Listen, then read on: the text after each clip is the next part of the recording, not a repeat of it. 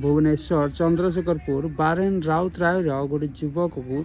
थार गाड़ी रे एक्सीडेंट कर दिया कथार कह तो कही होती कि एटा एक्सीडेंट बोली बट एक्चुअली एटा एक्सीडेंट नुहे एटा गोटे प्री प्लान मर्डर केमिति मु तुमको कहूँ यह एक साधारण घटना नुहे यह एक लव ट्रायंगल को केंद्र करी योजना करी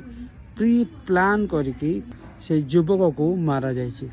घटना दिन राति रे एक लस्सी दुकान पाखे दुई जन भितर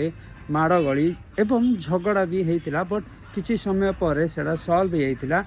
एंड तापर जो तीन जन व्यक्ति गाड़ी रे जाउथिले से समय ही थारटा गाड़ी को पछुआ माड़ घटनास्थल में बारेनकर मृत्यु हो गला किंतु तांकर दुईटा सांग एबे भी मेडिकल रे अछंती।